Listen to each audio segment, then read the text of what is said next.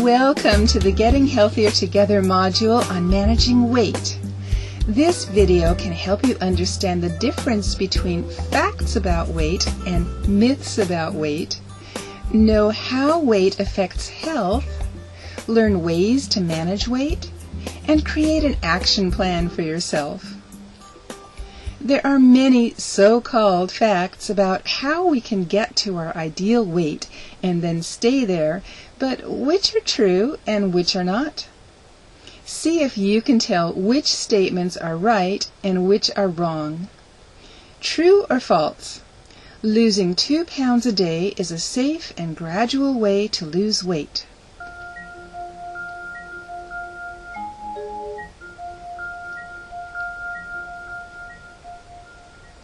The statement is false. That would be unhealthy because it's too much weight to lose each day. True or false? Body mass index, or BMI, is a tool that estimates the total fat on a person's body.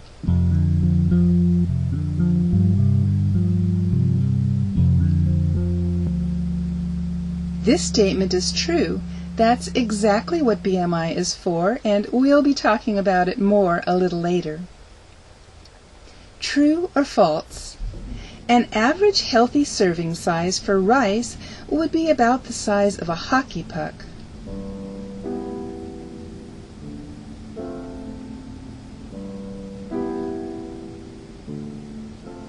That's another true statement. Hockey pucks generally have a 3-inch diameter and are 1 inch thick. You can see here about how much rice that would be. Keep in mind that many foods that are packaged as single portions actually contain multiple servings. Next question. Do you suppose this statement is true or false? While helping you reach healthy weight goals, a healthcare provider would have no reason to ask questions about your family's medical history.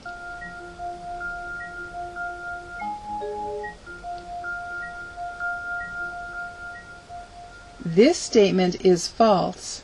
Your healthcare provider may look at your family's medical history to help get more information. Here's one you probably don't have to think about very long. True or false? Eating the wrong types of food and not getting enough physical activity could cause weight gain.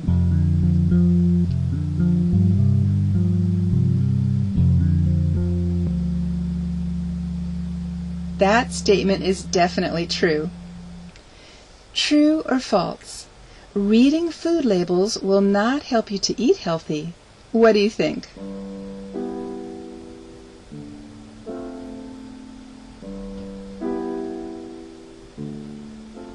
That statement is false. When you know what's in the food, you can make better decisions about whether to buy it or eat it or not. Food labels can give you the information you need. Next question. True or false? A healthcare provider may prescribe medication to help you lose weight.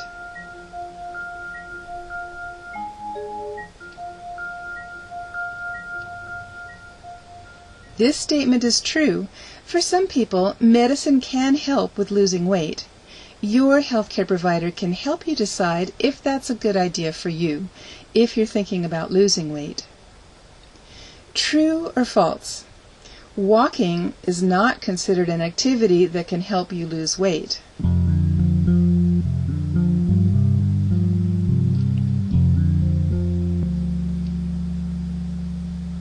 This statement is false. Walking is a wonderful way to help with losing weight. It's something that most people can do at no cost, almost any time, and it can be an important part of a weight loss program. See if you know the answer to this one. True or false? Nearly 2 out of 3 Americans are considered to be overweight or obese.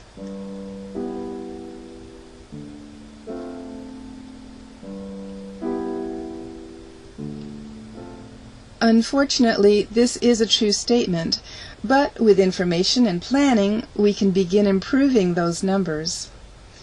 True or false? Heart disease is not a medical condition associated with obesity.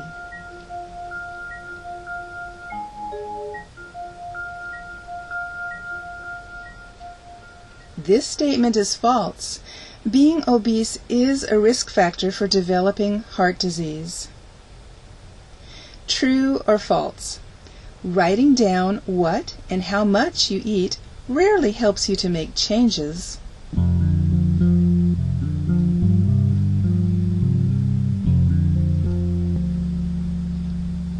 This statement is false.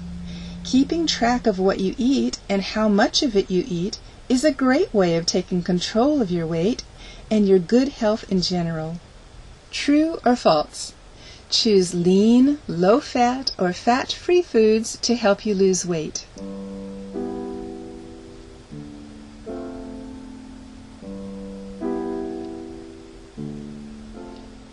That's probably another easy one for you. This statement is true. Eating lean, low-fat, and fat-free foods generally leads to losing weight. Is this true or false? Type 2 diabetes has been linked to being overweight or obese.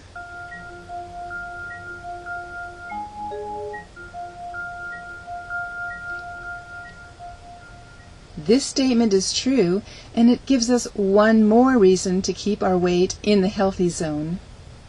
True or false? Foods such as vegetables, fruits, and whole grains contribute to heart disease.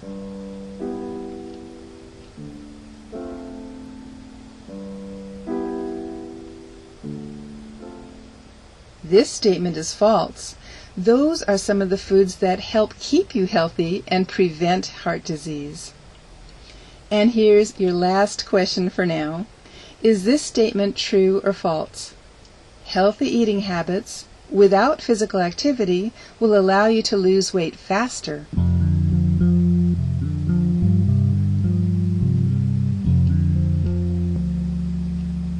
This statement is false. Physical activity, along with healthy eating habits, will speed up the process of losing weight. If you got most of the answers right, you're well on your way to knowing what it takes to lose weight. Let's look at weight from a slightly different angle for a moment and talk about some of the different reasons why people may be overweight or obese. Some people simply eat too much food, which means they're getting too many calories. Some people eat the wrong types of food or don't get enough exercise. Some people have an illness that leads to weight gain. Sometimes people have to take medicines that may cause weight gain. And for some people, being overweight or obese runs in their family. So how does a person know if his or her weight is healthy? Something called body mass index, which is shortened to the three letters BMI, is used to figure out what is considered overweight and obesity. BMI can help show if a person is at a healthy weight, is underweight, overweight, or obese. There are also charts and tables available for estimating the amount of fat in the body based on the person's height and weight.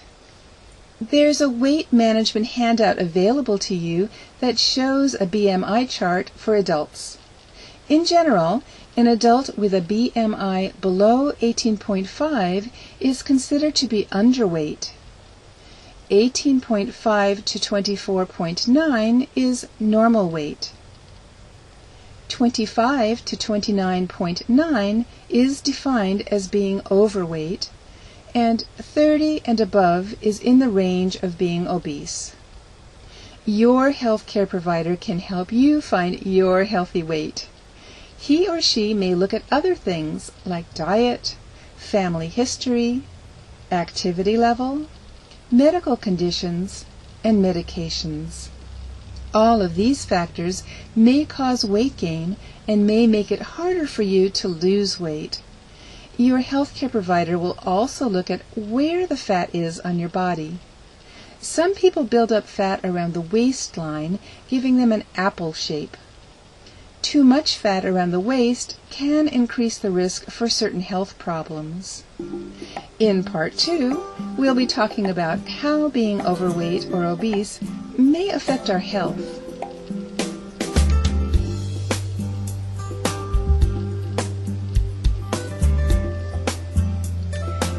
does a person's weight affect their health?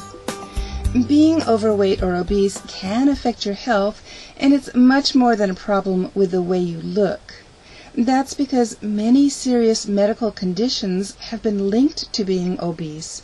For example, heart disease. Overweight or obese people are most likely to have high blood pressure, high levels of cholesterol and triglycerides, and that can lead to heart disease. There are several reasons why obesity causes high blood pressure or hypertension. One seems to be that the excess fat tissue sends out substances that are acted on by the kidneys, and that results in high blood pressure. High cholesterol occurs when there is too much fat in the blood. A stroke may occur when the brain doesn't receive enough blood supply because of a blood vessel obstruction or rupture. One of the reasons for type 2 diabetes is the extra fat in the body that interferes with insulin function, causing blood glucose levels to rise.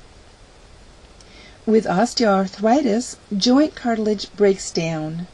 Obesity puts more stress on hips and knees. There are also other diseases and health problems that come from obesity.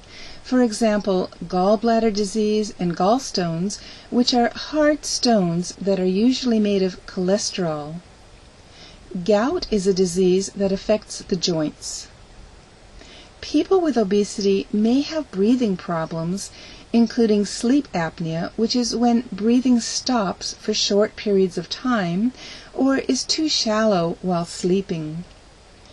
There are some cancers, such as kidney, uterus, and breast cancer. There may also be an association between obesity and prostate, colon, rectum, and thyroid cancer. Finally, overweight or obese people may often feel unattractive. They could suffer emotionally, and this situation can lead to feelings of rejection, shame, or loss of self-esteem, and depression. In Part 3, we'll be talking about different approaches for losing weight.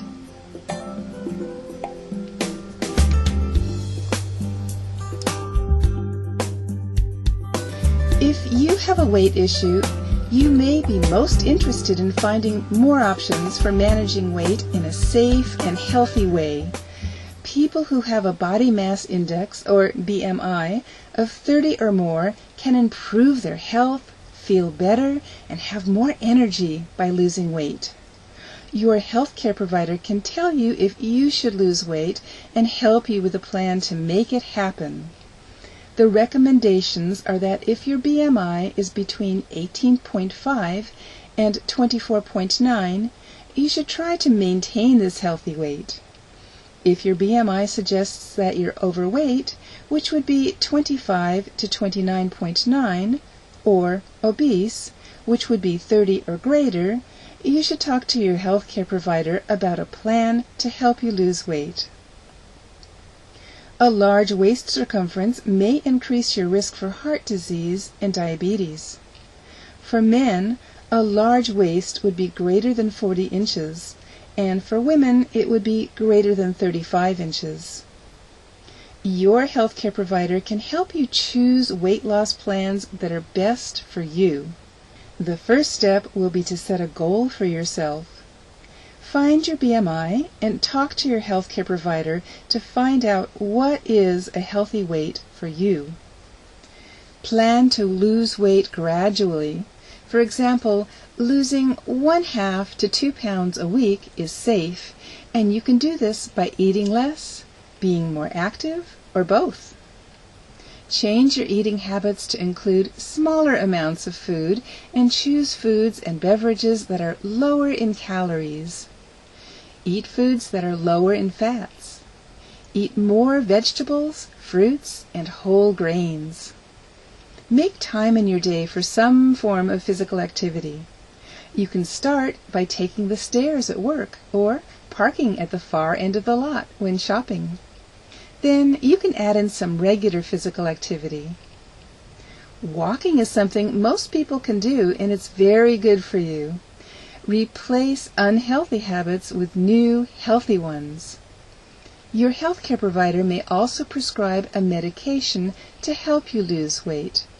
Of course, you should also tell your healthcare provider about other medicines you're taking. Remember that you should always talk to your healthcare provider before you start any new exercise program. Maybe you've been wondering exactly what is meant by the phrase healthy eating. Healthy eating is all about balance. Enjoy your favorite foods, but have them only once in a while, balancing them with healthier foods and more physical activity. Try to maintain healthy eating habits and physical activity instead of going on a diet. Take a good look at what you're used to eating now. Keep a diary for a few days and write down everything you eat and the time of day you ate it. Also, write down how you were feeling, especially if you weren't hungry when you ate. With a better idea of what, when, and why you eat, you can slowly start making changes. Start with small changes. Remember, you're trying to make healthy eating part of your life. Small changes are more likely to last. Read the nutrition facts label on the foods you buy and eat. To make smart food choices quickly and easily, compare the nutrition facts labels on different products. Look at the percent daily value column, which is shown as percent DV. The general rule of thumb is that 5% or less is low and 20% or more is high. Control your portion sizes. The packing label will tell you what the serving size is. Use smaller plates or put less food on your plate. Talking about portion sizes, here's a question for you. Do you know what an average serving size of meat should look like? Should it be the size of a postage stamp? A deck of cards? A business-sized envelope?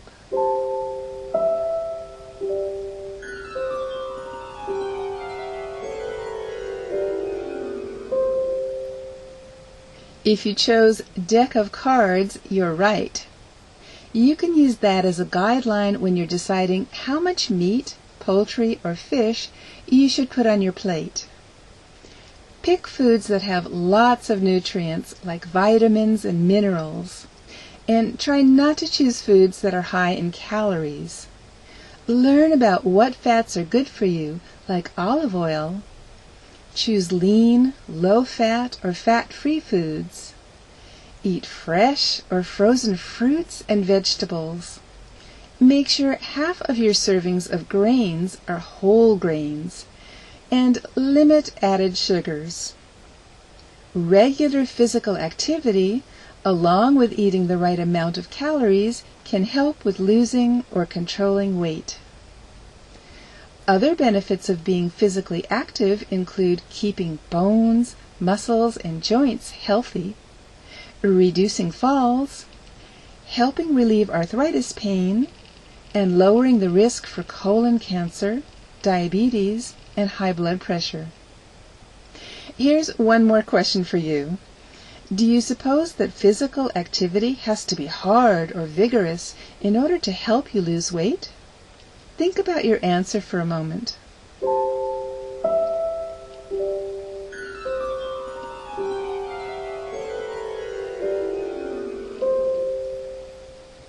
The fact is that physical activity doesn't have to be hard to be helpful, and it doesn't just mean exercise or sports. Being moderately active has health benefits too. Just 30 minutes of brisk walking 5 or more times a week is good, and it's fine to exercise in short sessions several times a day or do it all at one time. Being active is good for most people. It can help give you more energy, and it can be a lot of fun. Try to make physical activity part of your everyday life. Remember to talk to your healthcare provider before you start an exercise program or increase your level of physical activity. He or she will be able to help you choose the best plan. In Part 4, we'll explain how you can use a personalized action plan for weight management.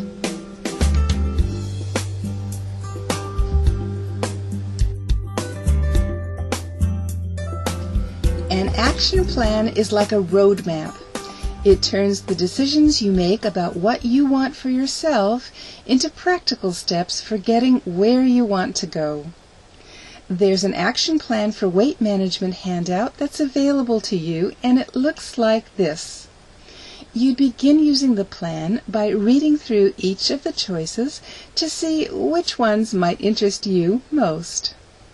The choices on the action plan are organized into sections, including Seek Peace, Learn to Enjoy the Taste of Healthy Food, Keep Healthy Foods in the House, Avoid Temptation, Never Skip Meals, Learn to Enjoy the Feeling of Moving About, Make Sure You Get Your Fluids, and Try on Clothing to Check Your Progress. The idea is to choose the action items that you want to do.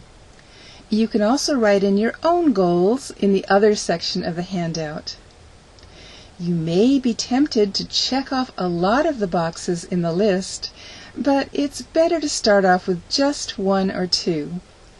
Lifestyle changes are made one step at a time. If you're overwhelmed with too many changes at once, you're less likely to reach your goals. You can always add more goals later as you continue making changes that move you towards the better and healthier life you want. When you're finished making your choice, there are 4 questions for you to ask yourself based on what you selected.